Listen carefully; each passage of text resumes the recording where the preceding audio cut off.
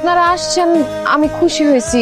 শরীর খারাপ তো, শরীর খারাপ নিয়ে জার্নি করতে পারবো না। আরে সমস্যা নাই, আমি আছি তো, দুটো দিন বেড়ায় আসলাম। নাও রেডি হও, তোমরা রেডি হও।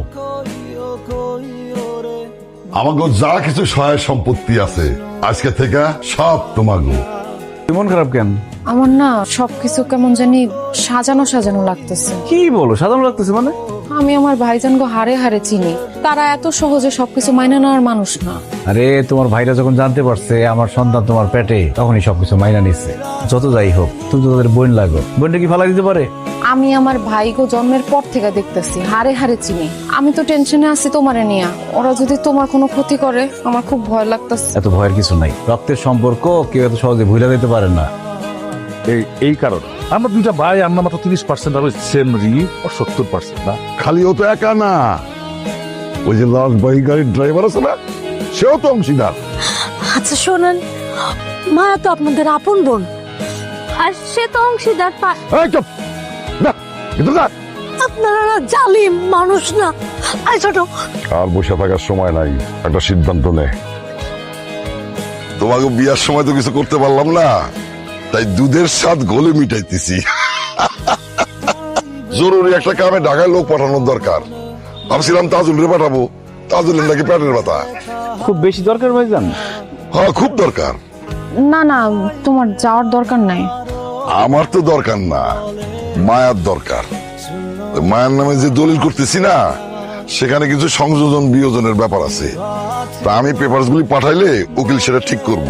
কালকেই লাস্ট ডেট। তাহলে আমার দেন, আমি যাই। না না, তুমি যাইবা কেমনে? তোমার না আজকে অনুষ্ঠান। হ্যাঁ, ভাইজান ঠিকই কইছে, তোমার যাওয়ার দরকার নেই। আর তুমি গেলে অনুষ্ঠান হইব কেমনে? আরে আমি যাবো আর আমো, সন্ধ্যার আগে ফিরে আমো, সমস্যা কি? আরে বোন, ও গেলে তো সন্ধ্যার সময় ফিরে আসবো। সন্ধ্যার সময় অনুষ্ঠান হবে। আর ওই বিশ্বস্ত লোক ছাড়া কাগজগুলি আমি পাঠাইতে সাহস পাইতেছি না। ভাইজান তাহলে আমি যাই, আমি তাড়াতাড়ি ফিরে আসুন, সমস্যা নাই। আচ্ছা, তুই আমার বাঁচাইলা। তুমি ভাইজানের কথায় কেন রাজি হইলা? শহরে না গেলে হয় না? মায়া তুমি না বেশি বেশি টেনশন করো।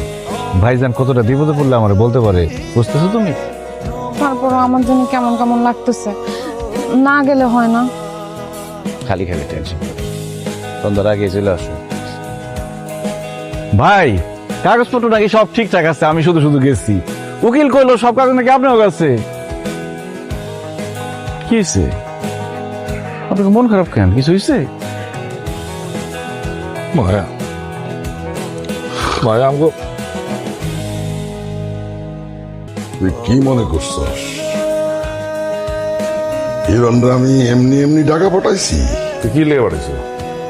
পলিটিক্স কইরা হিরণ থাকলে মায়ার কাছ থেকে এই দলিলের সই নেওয়া সহজ হইব।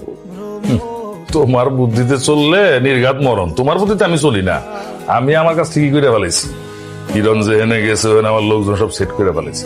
ও যাওয়া মাত্র আরে ওই গাধা, তুই কি ভাত খাস না অন্য কিছু খাস? তোমরা কি মানুষ? হ্যাঁ, আমার নিজের মায়ের পেটের ভাই হয়ে তোমরা এত নিচে কেমনে নামলা?